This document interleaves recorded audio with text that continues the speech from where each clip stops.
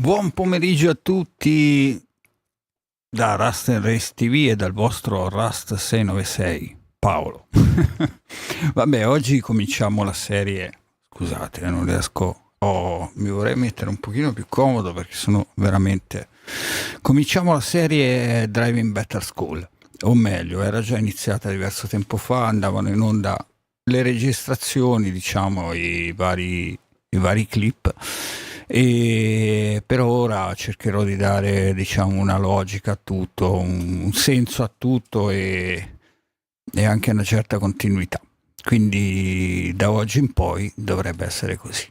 La prima puntata di oggi sarà dedicata alle posizioni, a come, diciamo, bisogna stare seduti nella postazione o in macchina, in una macchina vera, perché alla fine poi chi vedrete è un pilota professionista. Ovviamente andate sul suo canale poi per approfondire, ha tantissimi video. Daniel, non so se si pronuncia Murad o qualcosa del genere, comunque perdonatemi per l'inglese, il pessimo inglese. Quindi nulla, io ho fatto una piccola raccolta, sono 3 video in cui lui spiega le cose fondamentali. Poi l'ultimo video è dedicato a dei giri in pista che lui fa appunto con una vera auto, credo che sia una GT4, non so se è una GT3 o GT4, non mi ricordo bene. Comunque sia un video con la ripresa con la telecamera montata sul casco, quindi molto molto interessante, ma partiamo subito.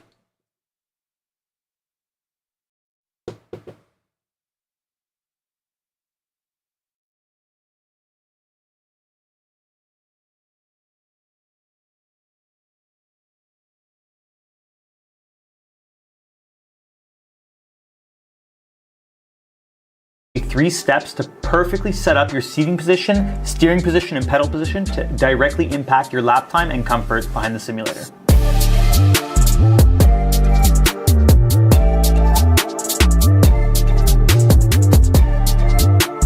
The starting point for getting the perfect ergonomics on your sim rig is always with the base, the seat itself. That's where you're going to be sitting. For me personally, I race a Mercedes AMG GT3 and GT4 in real life, and I measured my seat in my race car just because I was very curious to know what the angles were, and I actually found out that it's a 38-degree angle on the base and a 52-degree angle on the back portion. And I've set the seat up in a way where it's matching within a degree of my exact race car seating position. And for me, that's so important because I want to be comfortable while I'm racing on the sim. And I want it to emulate my real car as closely as possible. So it's always about getting the sim rig as close as possible to what's comfortable for you at the end of the day, because that varies on personal preference. You can opt to use more of a prototype seating position where it will be a bit more tilted backwards, or more of a GT style seating position, like a road car GT seating position where it's tilted forward. For GT3 or GT4 cars, typically the range is anywhere from 32 degrees on the base to around 40, and then on the back it's around, I would say, 45 degrees to around 55 degrees, in that range. So definitely whatever feels more comfortable to you, you can go ahead and set your seat up like that. One of the most frequent areas where you may experience some pain would be in your lower back and your lumbar section, and that's so important because when you're braking, which we'll touch on in a little bit, there's a lot of pressure that's caused in your lower back because of you pressing against the pedal and it squeezing your back against the seat. If there is an air pocket or any space between your lower back and the back of the seat, usually that will cause a lot of extra strain, and you don't want that. So typically what you would do is, you can see in my seat, I actually have a little pad that I've added to reduce that gap on my lower back, and that just tends to support my lower back and lumbar a little bit more when I'm pushing the brake pedal hard.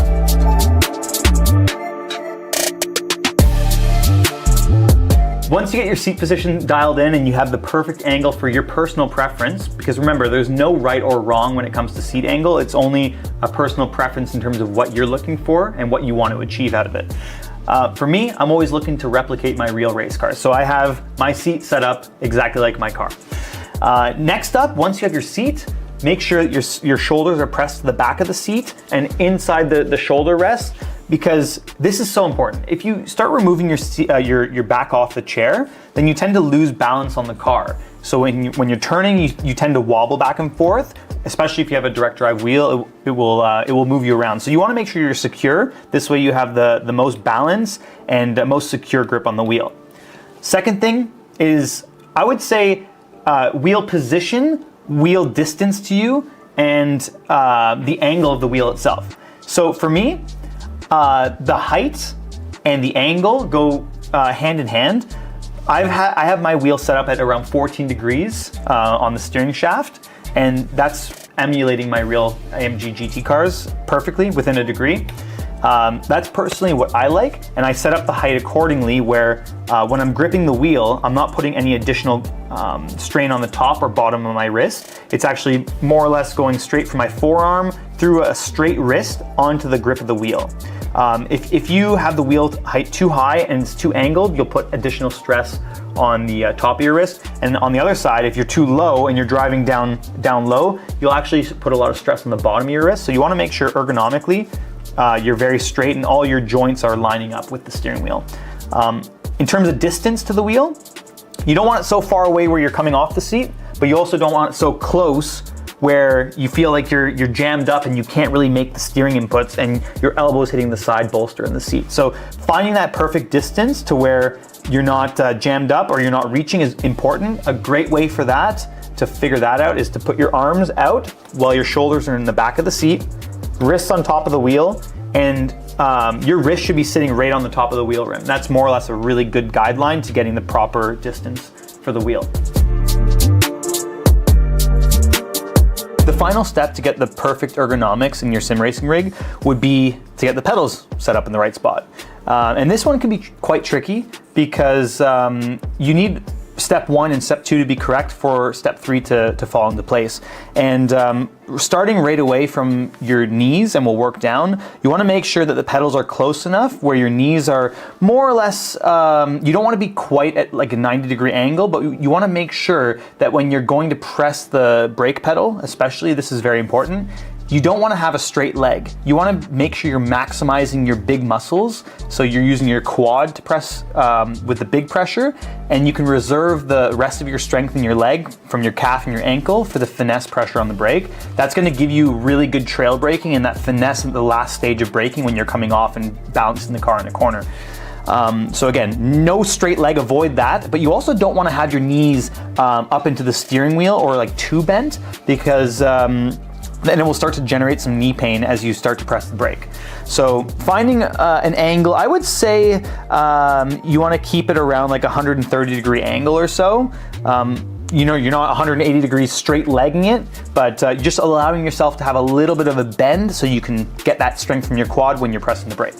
The second thing is your ankle position. If you feel like you're too closed off in terms of where your ankle and your foot's positioned pushing against the pedal face, it's going to cause some shin pain. So you're going to get a lot of pain in the front part of your shin. Just think about it. When you pull your toes back and your feet back, just statically, it hurts, right? It hurts in your shins. And on the other side, if you're reaching and you're trying to tippy toe it and push with the front of your toes, you're gonna get a lot of calf pain. So try to find that position where when you're squeezing, you're balancing that muscle front and back on your lower leg. So you're distributing the load across all the muscles in your leg. You don't want to just use one muscle group or one muscle area. So that's probably the best tip I can give you in terms of getting your ergonomics for your legs. The throttle is just positioning the throttle in a way where you're not reaching all the time. I know in the real race cars, sometimes I've driven cars where I'm reaching a lot, and especially if you have to blip the throttle in a manual car or sequential gearbox, it can create some massive shin splints, which you really want to avoid, and also calf spasms. So that's typically frowned upon. But yeah, always start with the knee bend, work down towards your ankle, and make sure you get the pedal position. You can adjust the tilt of your pedals either towards you or away from you, and make sure that you're using big muscle groups for big pressure situations, and reserve your smaller muscles and those quicker twitch fibers for finesse on the brake pedal so you can hit the track, improve your lap times, and have full control of your car. Another point that's super important is alignment of your hips and your knees going down towards the pedal. You can adjust the spacing between your pedals to basically align yourself straight towards the pedal. If you feel like your pedals are off towards an angle, which sometimes it happens in real race cars, if you have, especially with a 3-pedal setup, typically the brake will be in the middle. And if you left foot brake like myself, you're more or less off to one side. But with my setup, and especially in the real car, I more or less align myself where I'm trying to hit those brakes straight on, even if I have to shimmy my whole body over, so I'm hitting the brakes straight rather than being straight and angling my knees across, because that can generally generate knee pain, especially if you have a misalignment. So you always want to align your joints straight onto your controls, whether it's your steering wheel or your legs. You always want to try to find the path of least resistance and line yourself up straight with your controls. Hopefully those 3 steps help you guys set up your ergonomics for your sim rig. I know this is a hugely talked about topic, and hopefully that shed a little bit more light in terms of the correct seating position versus just everything you hear. I think coming from a professional GT driver and being able to relay my real life experience, fitting in multiple different cars, having seat fits every single year, I know exactly what it takes to get that perfect ergonomic position to be comfortable and also to feel the car and be balanced within the car as best as possible. So not only will it make you more comfortable, it's going to make you faster because you're not focused on the aches and pains. You'll be focused on hitting your marks and dropping your lap times on track.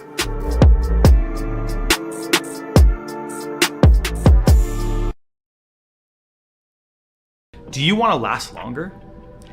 If the answer is yes, this is the video for you. I'm talking about sim racing.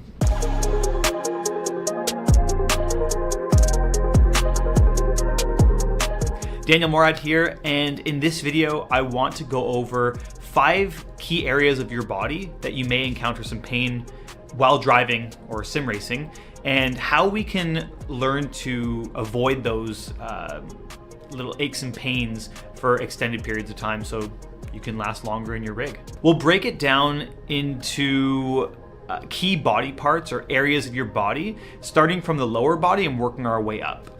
We'll go from ankle pain, shin, calf pain, maybe even feet, how we can sort that out, knees up through the lower back. We're gonna work on our hands and wrists, and then finish off with our shoulders. So let's jump into the rig and we'll go over the 5 key areas, and hopefully by the end of this, you have no more pain while sim racing. Starting with the lower body, you may have pain in your feet, your ankles, your shins, your calves. Let's break that first part down into 4 different aspects, and we'll try to make it as simple as possible. Starting with the feet, if you feel like you have pain on the bottom of your feet, if you're wearing shoes, I mean, you really shouldn't, but the problem is with shoes, you lose the feeling and the sensitivity in the sim racing pedal. So I always prefer to go with socks. And the problem with socks is there's no cushioning or padding on the bottom of socks. Not to make this an ad or anything, but Moradness sim racing socks linked in the description. They're meant for sim racing. There's rubber little pads on the bottom of the socks. They have grip, they have cushioning. It really helps with the 2 issues that you have in sim racing: foot fatigue on the bottom of your foot and loss of sensitivity. You get the sensitivity, you don't get the fatigue. It's a win-win. Moving on to your ankles, you may have issues with your ankles, shin, or calves because your pedals may not be set up correctly. If you feel like you're really cramped and your ankles are kind of pulled towards your body and the tips of your toes are coming towards you, it's most likely because the pedal angle is too steep and you have to pull your feet back. So you'll get pain in your ankles or in your shins. Now, if the pedals are too far away from you, you may run into an issue where when you're pushing the throttle or the brake down and you're reaching for it, you're going to get strain and a pain in the back of your calf and the back of your leg. So Make sure that if you have calf pain, bring those pedals back towards you. If you have ankle or shin pain, make sure you tip those pedals away from you a little bit, and that should help eliminate your lower body pain. Now, moving on to your knees, this is a really common area where you may experience pain, especially in your braking knee. The reason for that could be a misalignment in the way you're lining yourself up with the pedals. So you always want to make sure that your hips and your knees are in line with your pedals. So if you're using a throttle and brake, sometimes you may have an offset. If you do have an offset and you have a clutch on the left side, just make sure that you're aligning your body straight on with the pedals. Or if you can move your pedals across a little bit more to open that up and get that alignment a little bit straighter onto the brake and the throttle, then that will help eliminate the pain, specifically in the braking leg, because whether you use right foot or left foot, if you're not lined up, you're using a lot of force. And imagine if your joints are not lined up, you're going to create excessive pain and strain on your joints. So just make sure that you're lining yourself up with those pedals nice and square, and you should eliminate all knee pain in the future. Now, moving up a little bit further on the body, let's talk about lower back pain. This is something that I struggle with. Being in this position, hunched over and kind of in this seat, it's not the most ergonomically friendly position, but you can mitigate that with reducing that gap in your lower back in the lumbar section. Typically, what happens when you're driving is when you brake, your back actually pops off the seat, right? There's a little pocket, and when you brake, all the pressure's in your upper back and in your leg, and you tend to arch your back. So that constant arching and pushing and moving creates a lot of strain on your lower back. To help mitigate that, there's two things you can do. Number one, align yourself so that your legs are roughly at a 90-degree angle with your torso. That's going to really help keep the stability in the lower back and make sure that you're not overly working the back. If you're too stretched, you can actually just practice this at home right now while you're watching this. If you sit down and you kind of like extend yourself out and you get rid of this angle in your legs to back, you'll actually feel that arch in your lower back. Now on the other side of it, if you're too cramped up, then you're going to be straining and pulling your lower back. So you want to make sure you have that nice balance between just too much arch or too much curling in your lower back. And that's going to help eliminate the lower back pain, as well as potentially even in your bucket seats, removing some of the padding in the back or the material of your seat and inserting some memory foam. That's what I actually do with this seat. I've inserted some memory foam in the lower back area just to make sure that I limit how much of a gap there is in my lumbar area of my back. So hopefully that helps for you and it eliminates your back pain. Let's talk about your hands and wrists. We'll start with the hands and move to the wrists. I think the hands, it's an easy one. Death grip, as we know it in the racing community. When you're gripping the wheel and you're really, really squeezing it, you tend to get a lot of fatigue in your hands. Now, again, not really meant to be an ad. You can use any kind of glove. It just so happens that we have Moradna sim racing gloves. Again, they're going to be in the description. So if you're interested in that, you can take a look. But the gloves tend to help because there's cushioning on them and there's actually grip. So you don't have to death grip the wheel when you're sweating. You can just have a nice loose grip. And when I'm driving, I actually drive with my palms. I don't drive with my fingers. I actually just squeeze my palms into the grip of the wheel. I use my thumbs to hook, and my fingers are nice and loose. So I'm actually not even squeezing with my fingers. I'm more so pushing with my palms into the wheel, and that's going to help me feel all the little details in the wheel with the force feedback while keeping my hands free and feeling the wheel move within my hands and palms. It's also not going to fatigue my fingers and have that death grip situation where you can't take your hands off the wheel, you get the claw. So hopefully I think that's a really useful tip, just kind of pressing your hands into the wheel, using your thumbs to hook and support yourself, and then just being free with the wheel and just letting the wheel do its thing. And you're more so just guiding it. You don't want to grip it and squeeze. You just lose the feeling and the sensitivity. Now moving to the wrist. This is a little bit more in-depth and detailed. I feel like with the wrist, it can be hurting in two different ways, either the top or the bottom. And most of the time that's due to wheel angle. If you feel like you're grabbing the wheel like this, where it's maybe too angled, then it could be creating pain on the top of your wrist when you're turning. And on the other side, if you're too low with your steering wheel, then maybe you're going to create some strain on the bottom. It could even be inverse, it could be that if it's too low, you're feeling pain there. Just try to play with it. Depending on where you're feeling the pain, just keep adjusting either the height or the angle of the steering wheel. And I feel like everyone's different. For me, I find that I'm nice and square with my forearm and my wrist into my wheel. And when I'm pressing, I'm not grabbing like this. I'm more so just pressing, hooking my thumbs, and just letting my fingers rest on the steering wheel. And that's how I basically eliminate all my wrist pain and my hand pain. Now, finally, let's move to the last area where I feel like you may have some fatigue, and that's your shoulder area. This is all due to, well, two things. Wheel distance away from you. Okay, if it's too far away, you're activating your shoulders a lot more. So if you can do this yourself.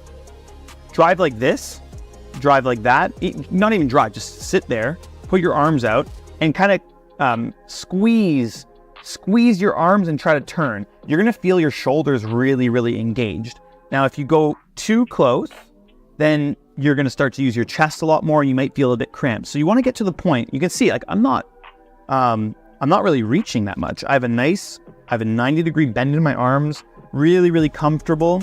And when I'm turning, I'm not really using my shoulders per se 100%. I'm using my chest, my shoulders, my back. It's a nice balance between big muscle groups. So I don't really fatigue in my shoulder area because I have a nice balance between all my big muscles.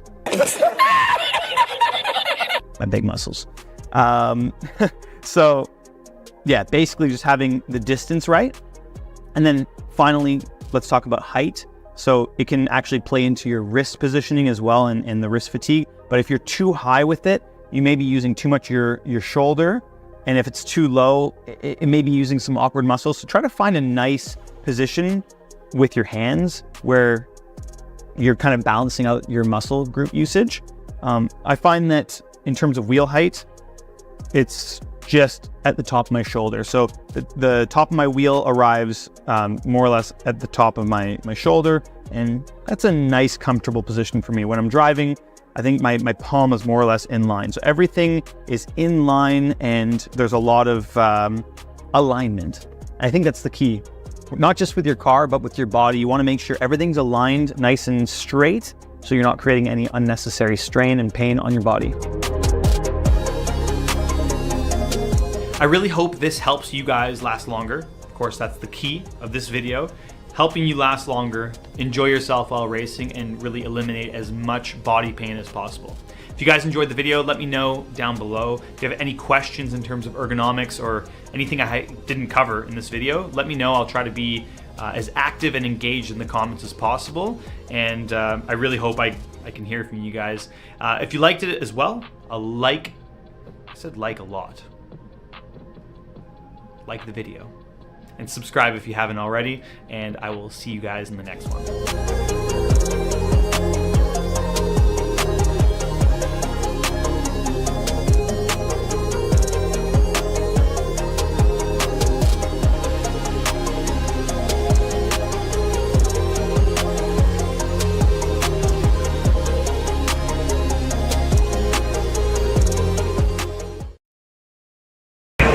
Hey guys, we're at Virginia International Raceway this weekend for the GT World Challenge America Series.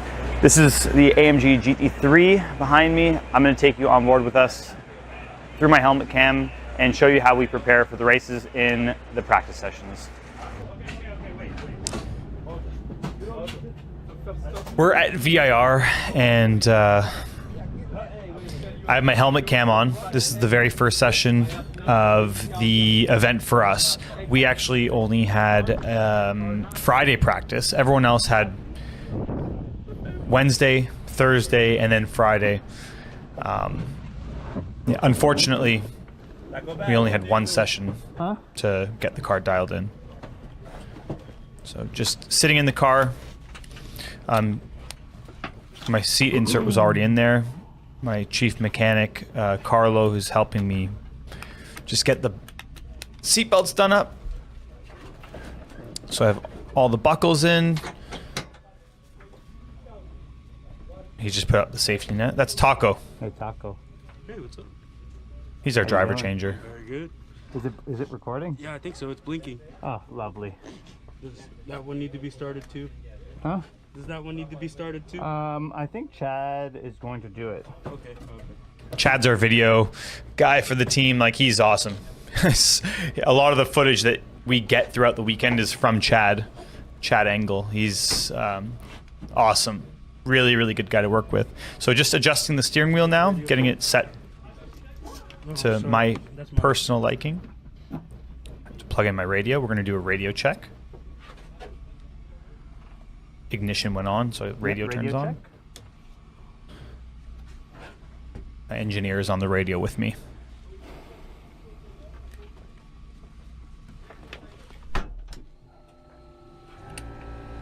So there you go. Main switch was on, now the ignition.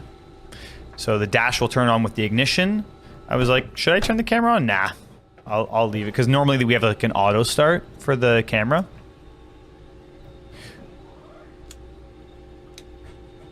So we have different pages on the dash. I just clicked off the tire pressure page. That's information that I can't really share with the public. It's private to the team, so I put it on the temperature page on the dash. You can see there. We also have like traction control and ABS settings that you can see on the dash. We have like 8 on ABS. The values are not really linear. They're kind of doing different things in terms of like front slip, rear slip, and then percentage of intervention. So usually I always find like 8 on the ABS in real life to be pretty good. If it's a really, really low grip track, I may go either like 6 or even like, I don't know, sometimes higher. The higher settings, like 11, I believe, is like 11 and 12 are Nordschleife settings. So I went to 10 on traction control. The blue is traction control, and the yellow, if you see it pop up on the dash, is ABS settings. So just fired up the engine with the start button on the wheel, the red one that you can see. If you ever want to start this car, you just push the main switch, the ignition, push the starter button, and off you go. Don't take my car though. This is going to be a longer form video as well, just selecting first gear, waiting for my engineer. You can see him on the radio, the guy with no hair, just giving me the go-ahead. So we have to wait for a certain countdown on the radio from race control before we go out for practice. This is an official practice session. So just getting the final, the belt buckles done up properly. Off the pit speed limiter and full speed away. I'm just adjusting the radio because my engineer is talking to me with the engine now at full RPM. So radio check into turn 1. That's what you can see in the top left corner of the questo steering video wheel. di Daniel mentre guida la sua vettura. Scusatemi se non sono visibile, ma a inizio trasmissione ero convintissimo di essere online, invece poi la telecamera non si sa come mai era su nero e quindi non mi si vedeva. Mi dispiace. Ora sono di spalle, mi posso fare. Eccomi. E continuiamo a seguire. You're going to see the very, very first lap. Thank goodness for simulators. The very first lap. Continuiamo a seguire Daniel mentre ci spiega e ci fa vedere appunto il suo stile di guida. Ora sono in inglese, il video è in inglese, quindi non posso tradurvelo, non ho questa capacità di tradurlo come un traduttore simultaneo, quindi perdonatemi, lo lasciamo originale, lingua originale, ma comunque penso si comprendano alla fine anche nei video precedenti dove Daniel appunto spiega come sedersi, come bisogna stare per non aver problemi alle spalle, ai piedi, eccetera eccetera. Già dalle immagini penso sia molto comprensibile, poi magari più avanti cercherò di farvi dei sottotitoli. The GoPro, so it should work. Car ahead was kind of like slowing down to open up a gap. I was thinking maybe I'd go around him, but I mean, little gamesmanship being played. Look, he accelerated, didn't want me to go, so I'm like, okay, whatever. I'll just stay back here. Open my own gap. I'm checking my mirrors to make sure there's no traffic. And now I'm starting my very, very first push lap. So it'll be interesting to see this first push lap. You'll see the intensity and the level of commitment that I already have. So still trying to get a little bit of, not so much temperature, but just getting a feel for the tire and trying to scrub the top surface off. So already pretty much on the limit into turn one. I have a really good reference point just from the past. I know more or less where to go. I wasn't happy with 10 traction control. I need a little bit more support, so I've turned it down to 9. The lower the number, the more support you're going to get from the driving aids.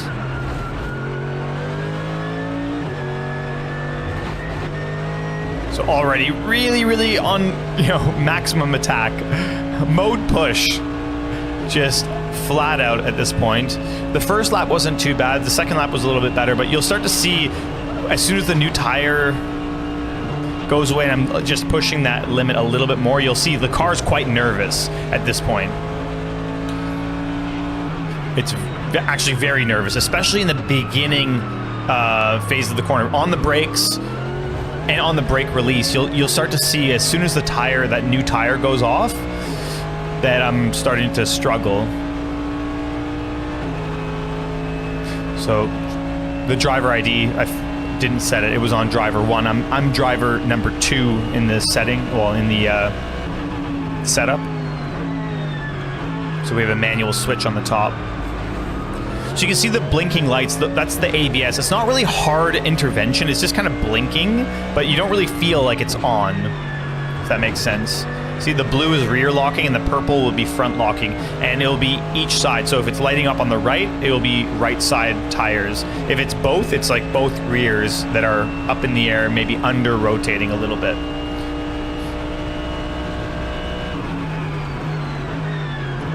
So you can see those the kind of pinky purple lights on the outside. That's both fronts locking. If you see only one, it's like the inside tire or the outside, whichever side it is. See how nervous the car is. Using a lot more curb this time.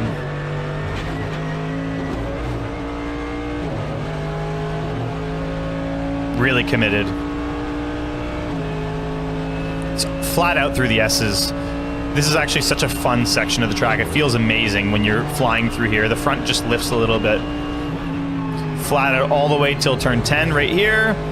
Car's nervous. I'm like so nervous to turn in. Like I'm really gentle with the initial steering input. Like look at that. Just the rear is just not happy. The front was quite strong on the initial rotation, but the rear is just cannot keep up. So the split is just off front to rear. I would love more rear grip, but sometimes to get more rear grip, you might need to take a little bit off the front to gain that balance back in the car. Just a little understeer through the center.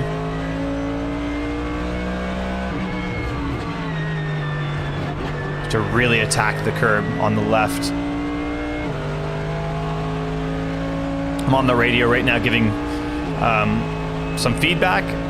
And also, I believe I was asking what the pace was because I need to know what the pace is and what my pace is. You can see I just did a 45.9, which is not great, but not too bad for like the first push laps. That's all right. A little bit of TC intervention. You saw the blue light up on the dash. Look at the rear. How nervous. I'm just floating the car, and just car controls 10 out of 10 at this point. I'm gonna be giving myself a perfect rating for car control. What do you guys think about my car control? I want you to give me a rating down below out of 10. It's okay if you give me a 1. It's fine. I won't be too sad. I might cry a little bit.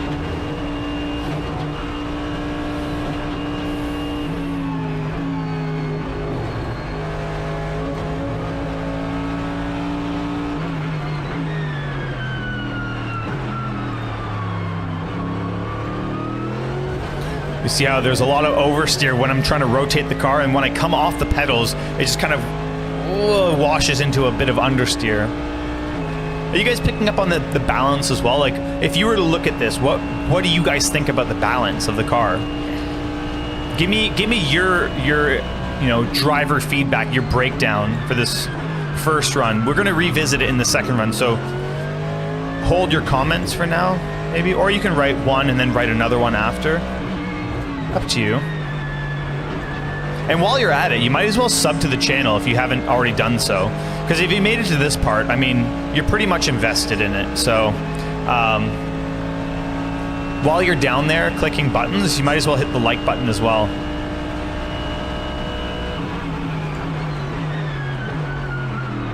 Oh boy.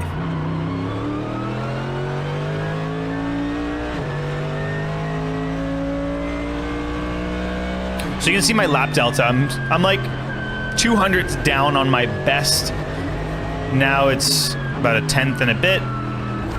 So that new tire edge is going away, but I am getting more comfortable with the track. So there's going to be kind of an interesting point where the tire goes off, but I start to drive better and really start optimizing the balance that we have. I'm still not entirely happy, but we have a lot of work to do here at this point.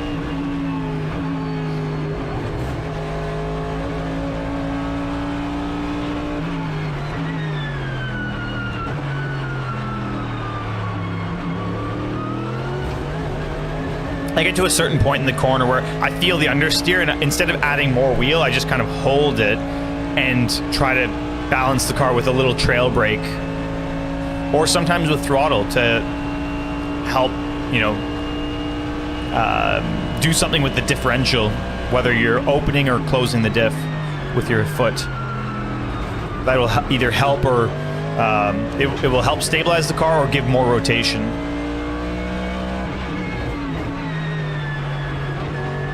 Although those curbs are so big, it's actually quite smooth when you jump over.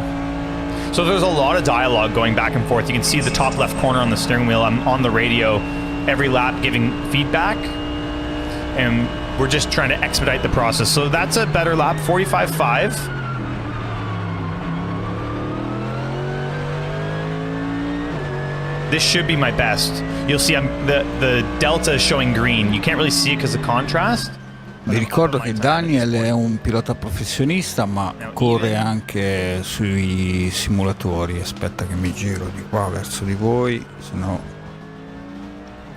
non sono bello ma piaccio. Scherzo. E quindi dicevo, quindi corre anche con i simulatori, quindi un ottimo... Scusate, mi sono ingarbugliato la mano col cavo del microfono. Quindi un ottimo spunto, insomma. Le sue esperienze servono, sono molto utili. Io la prima cosa che ho fatto quando ho visto i suoi video, che trovai poi quel video che ho messo per primo, qua non ci si rigira, scusate, c'è molto stretto, e la prima cosa che feci era appunto sistemare la postazione in modo da avere una seduta comoda.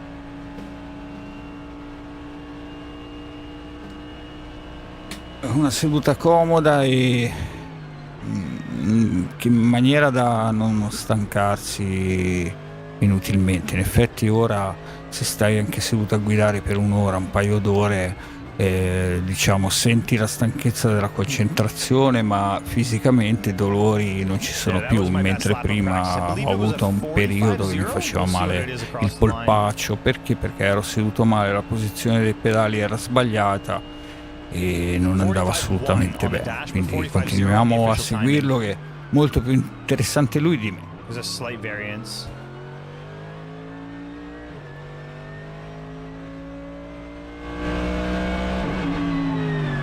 We also have 2 drivers. Oh, yeah, so at this point, I'm like, okay, I'm pretty comfortable with the balance. I know what it's like. And the engineer usually sets out a run plan. So you'll do like a 6-lap run. So they'll say, okay, 6-lap run, get a balance check.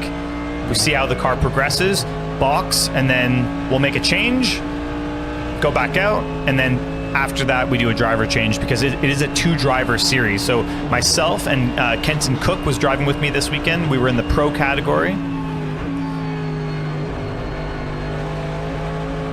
And I mean, he's for sure the most experienced or the highest rated silver driver. If you don't understand what that means, there's FIA is the governing body. They issue license grades or I guess, yeah, they color code you. Silver, well, bronze, silver, gold, and platinum.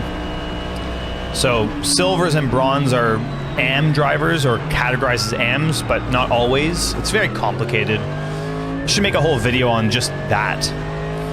But essentially, to break it down simply, bronze and silver are AM drivers, and gold and platinum are pro drivers, because they earn a living from racing cars. So into the pit lane now, on the pit speed limiter, 50 kilometers per hour, and just giving a bit of feedback. I'm gonna pull into the box here, and then we'll chat some more. I'll stay quiet, and you can listen in on the radio. Something I forgot. My bad. I forgot to put the the chrono button for the pit timer. It's bottom left corner. See that brown one? Bottom left on the wheel. I'll do it next time. The front, it's pretty sharp on the deceleration phase of the corner. So on the initial turn in, I feel like it's quite strong, but the rear is not really, it's not really in line with how strong the front is. I feel like maybe not so much on heavy braking, more so on the release phase of the braking. I feel like the rear of the car is just sliding, and especially even in coast, right off of the trail brake, in coast, the rear is really nervous and sliding. But once the car settles through the center of the corner, then it starts to induce some understeer just before throttle application. So I think that I can deal with the understeer. It's more so just the oversteer. I'm not able to control the rotation and be comfortable with pointing the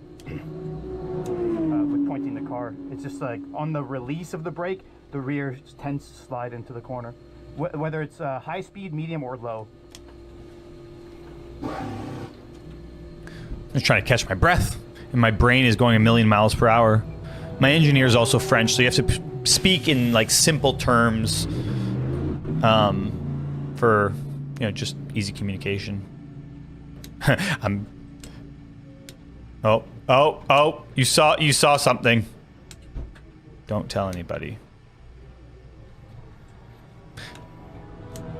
Exactly. So on initial turn in, before it even starts to roll, it's just like, it's really yeah, it's oversteering on the rear. On the, maybe not so much the initial braking phase, but like on the release, like through the middle of the brake release to coast, it's really free in the rear. So you could see that, like, for example, turn 3, turn 12 into Oak Tree. You could see how the rear, like, as I was fading off the brake, the rear was really nervous. Like, yeah, I had no so. confidence. I mean, it definitely wouldn't hurt. Same with turn 10. But I mean, for me, it feels more like a mechanical deficiency rather than aerodynamic. But I mean, I don't think it would hurt. We can definitely try as a something to, you know, help the rear. So spoiler, we went up on the rear wing here, but what would you guys do if you were an engineer? What would you do to change the balance of the car? Like, what would be the first thing you would do? I'm curious. Let me know in the comments. So they adjusted the rear wing. I'm gonna go back out.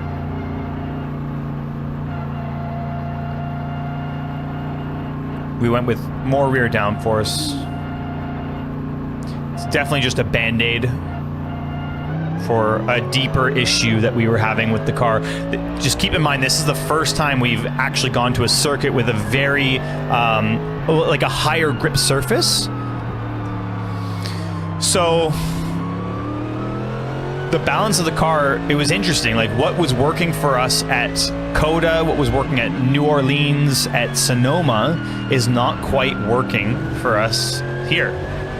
So we had to really dig deep, and with no knowledge on what these changes really would do, we had to start looking into what we could potentially do to get the balance back in the car.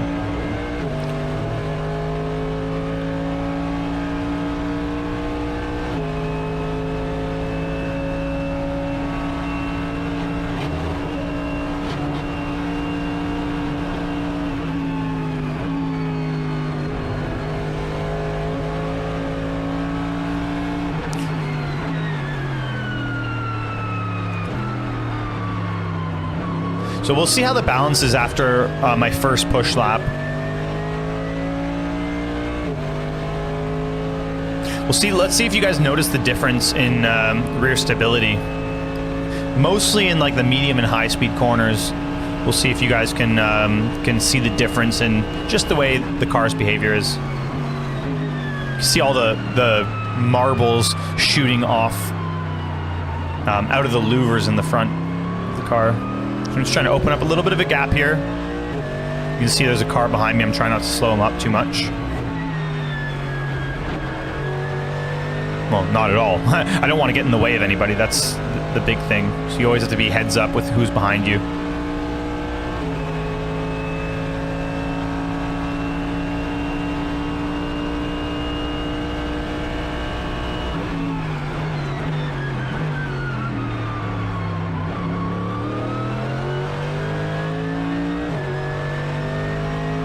So you can see I can brake just a little bit later. I was braking at the 3.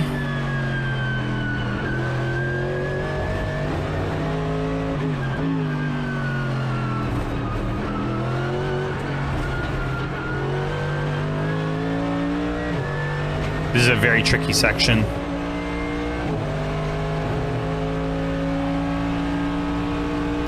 You're asking so much from the left front and the right or the left rear.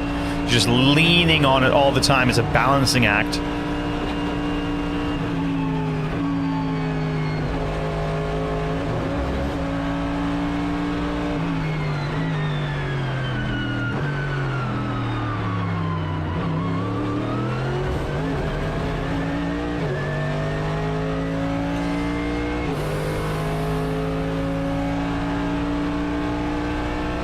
The driver ID wasn't working. That's why I remember my engineer asking me to adjust driver ID.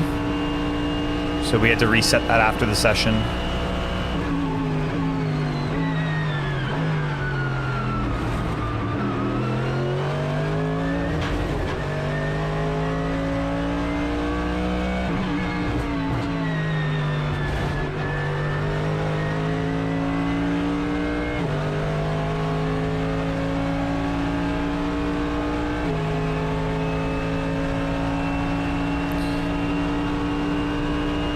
So on the used tire, 45.6. So I feel definitely a lot more confident in the car. As you can see on old tires, second run with heat cycle on them, I'm still able to extract the time. And we're up now as well. We were up out of turn 1 on my best time. So it definitely looks, you can say, I think we can all agree, it looks a little bit more stable.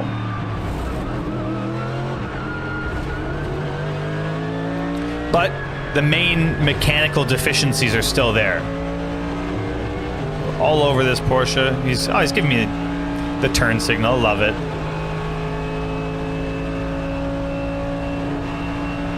But this lap is more or less shot because of the traffic. We're already like 9/10 down on the time. But we're not here for lap time. We're here for SR. I mean, just kidding. Whoa. Huge drift.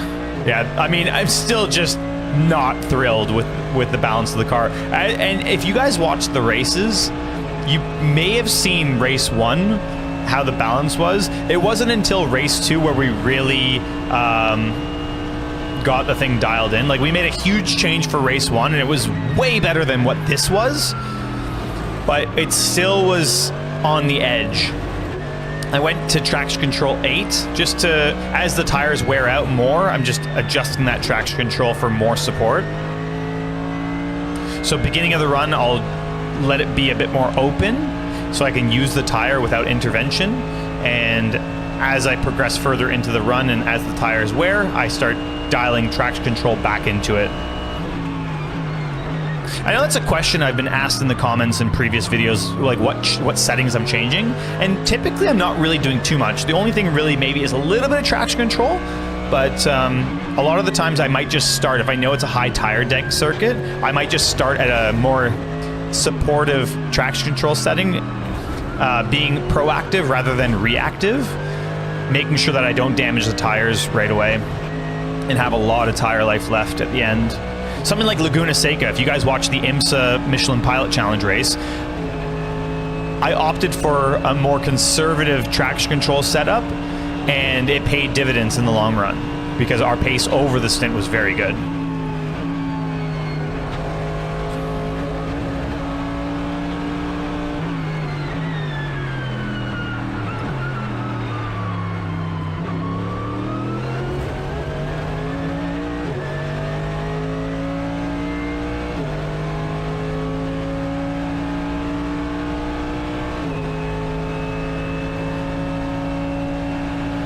So I'm fairly close to the Delta, like definitely feeling way more comfortable. You can see only 3/10 down with old tires, or older tires, off the peak.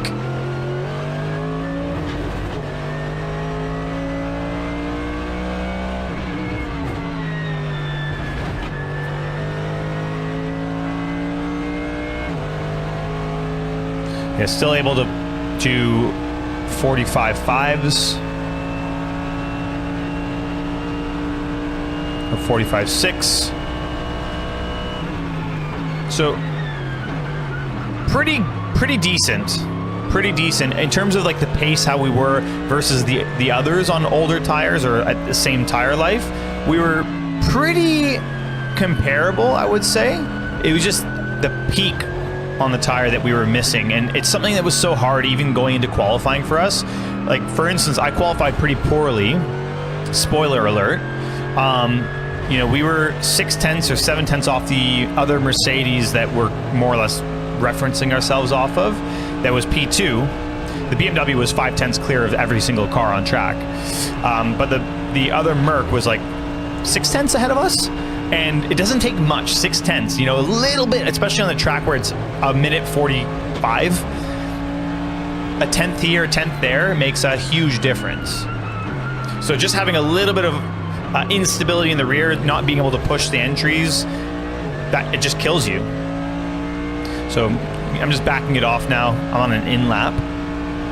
Still need to push, and you still need to give it, because if you go slow, you get pickup on the tire. That's something that you may not know, but the Pirelli rubber likes to discard the marbles. I mean, you may see it in F1. And also, if you just go slow, see how it's like the darker rubber on the road? If you go slow on that, the rubber actually sticks to the tire. Like, it just picks the rubber back up and sticks on the tire. Like the rubber off the curb, the rubber around the outside.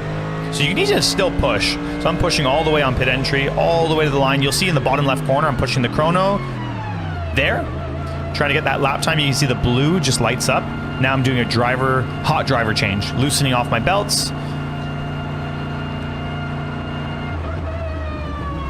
And sticking the seatbelt on the magnet, adjusting the steering wheel, moving it up so Kenton can get in easily and I can get out. I'm going to pull my seat insert. Now Kenton goes in for the first time. And I'm going to help him. And we haven't practiced a driver change. This is just us kind of winging it. All right. I might have to loosen the top belts a bit more. He's very tall. Okay, let's get that one. You just have to go over your Hans. Yeah. Your Hans is so twisted. Good?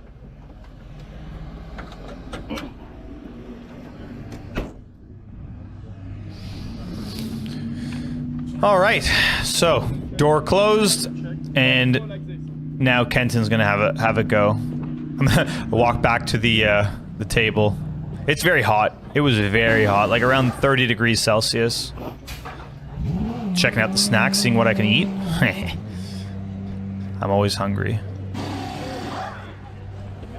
So there, car off the air jacks. Oh boy, look at unshaved Morad.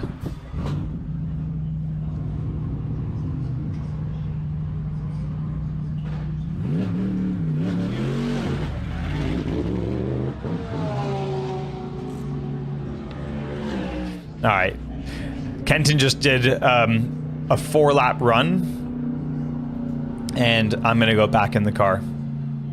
So just checking myself out in the reflection. How you doing? You know, making sure everything's lined up and my radio's tucked into my suit. Got my seat insert. We're allowed to see that dashed line. We're allowed to stand on the other side of the wall, but not on the other side of that dashed orange line. So that's considered a hot pit lane. Huh? We go down with the ride height. Yeah. Same car balance. So I cut the rest of it because it's like specific numbers. I'm not going to give you what we did exactly, but you can let me know what you guys think we changed just there. I mean, aside from the ride height going down. Davvero molto bella questa soggettiva del pilota che ci fa vedere un po' quello che succede quando c'è anche il cambio pilota, poi lui che scende va verso la sua postazione privata per riposarsi e rifocillarsi. Bellissima, davvero molto bella.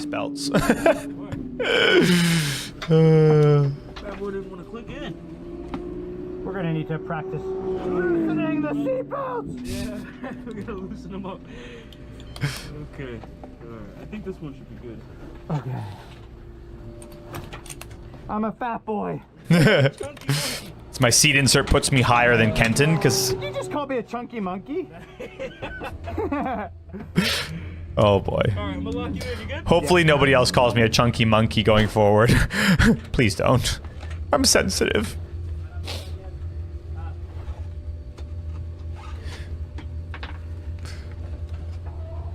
Went back to 9 TC. Gonna see if I can manage it a bit more because there was a lot of intervention with 8.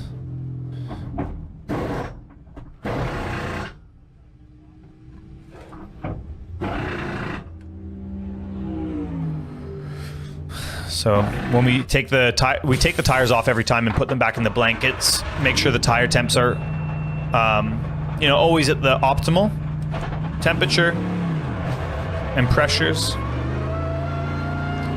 So we have consistent and accurate testing parameters and, you know, environment. So I'm gonna go back out. We made some more changes to the car, obviously, as I mentioned, which you guys have told me what they are in the comments below. And if you haven't already done so, you can do that right now on my outlap. Just scroll down. You're not missing too much. Now you can see, well, now you're missing something. Come back to the video. The lever on the bottom right that I just pushed is like adjusting the pedals. So Kenton's a little bit taller than me, so I had to bring the pedals back towards me.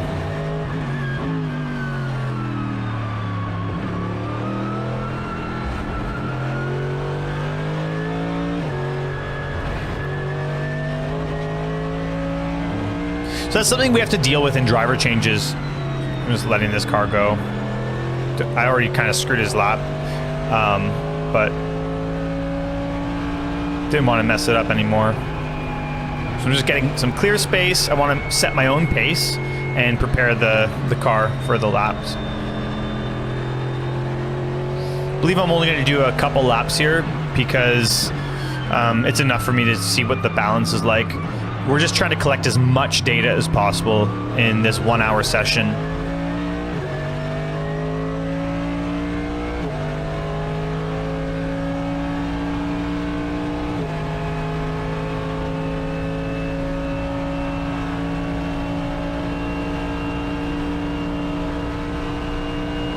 getting the pickup off the tire as much as I can.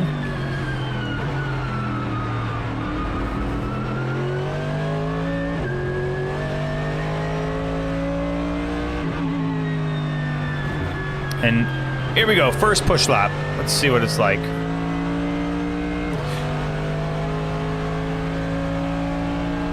It's very, very difficult here because sometimes the car just randomly can slide because you have pickup and you don't even realize it. We had that in the race. You may have seen it if you watched on GT World in race 1 where I had a massive slide through the last corner.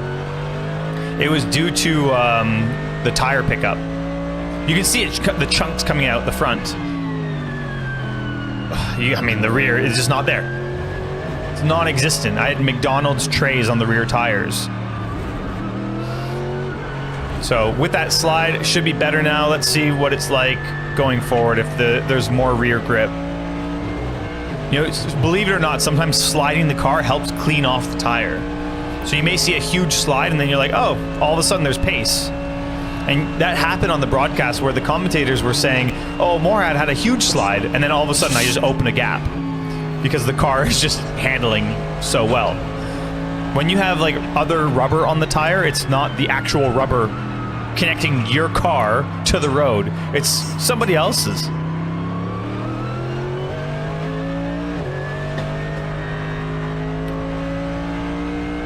So just trying to get that pickup off, weaving.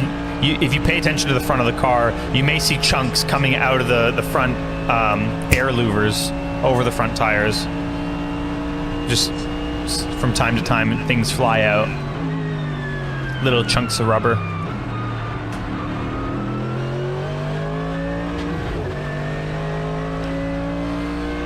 Okay, I'm gonna push now this lap. I feel like the car's ready.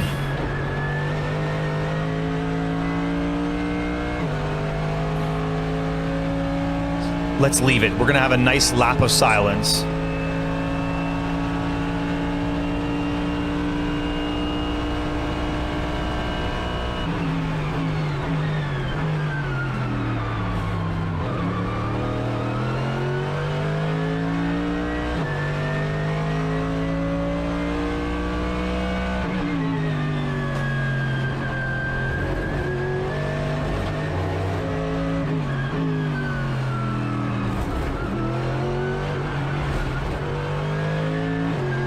Godiamoci ancora questi 5 minuti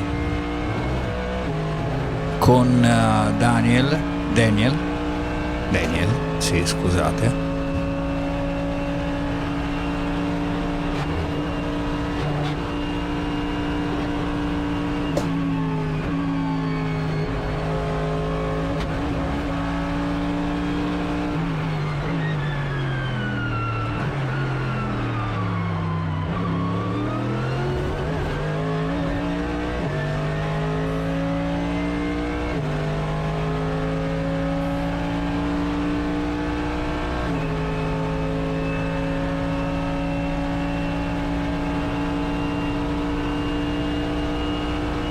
Veramente molto bella anche l'inquadratura,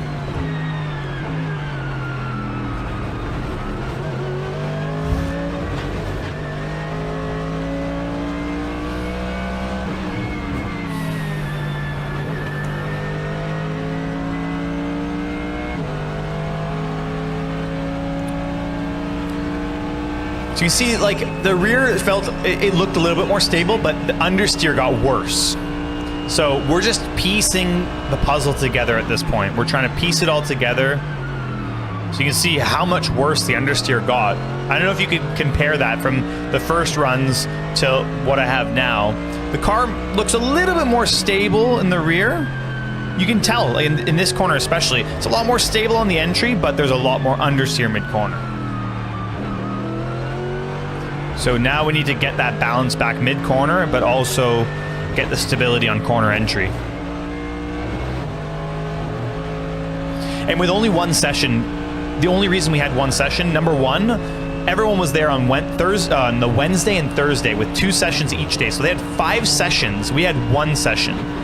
The reason we had 1 is because on Friday, the second session was rained out / there were thunderstorms and lightning. So the marshals couldn't be out on the track, and we couldn't run.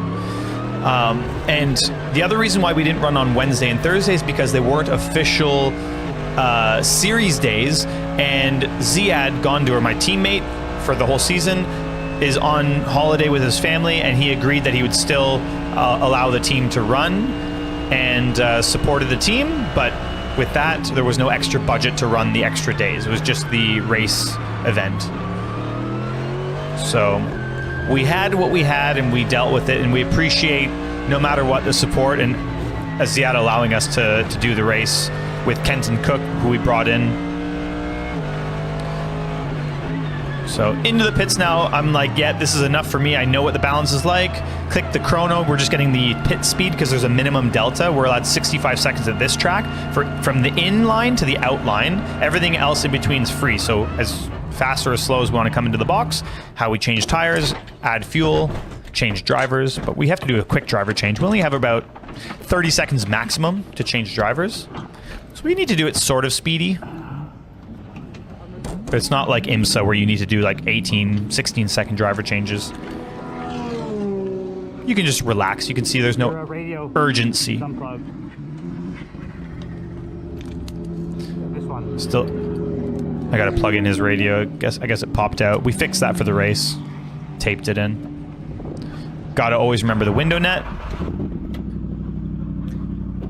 We had to work really hard after that practice. Used quali as a test session. Race one as well, but in the end we got it all dialed in and the car was awesome. Hope you guys liked the practice laps. We only got one session, unfortunately, because the second session was stopped due to rain, but we dialed the car in.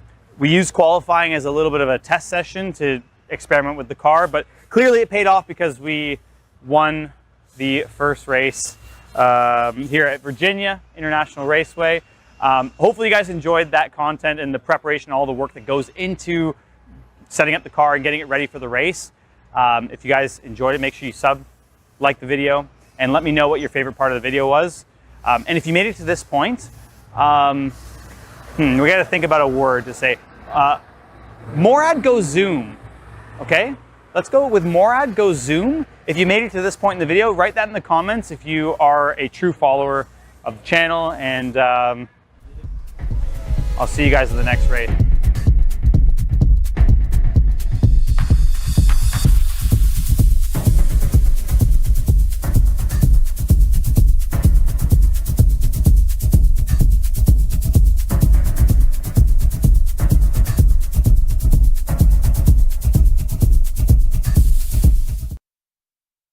Bellissimi davvero questi video di Daniel, che ringraziamo.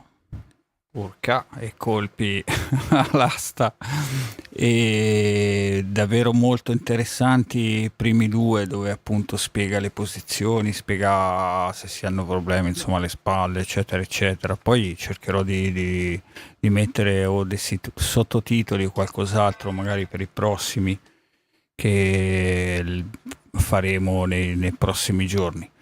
Quindi io per il momento vi ringrazio e vi ricordo l'appuntamento di martedì. Sì, io mi devo scrivere tutto. Quindi alle 15 Driving Better School per quanto riguarda assetto corsa competizione, e alle 16 sempre Driving Better School per quanto riguarda Dirt Rally 2. Ok? Allora a martedì la prossima diretta. Poi vabbè, le live così mie le faccio ogni tanto, improvviso. Ciao ciao ciao ciao. Bye.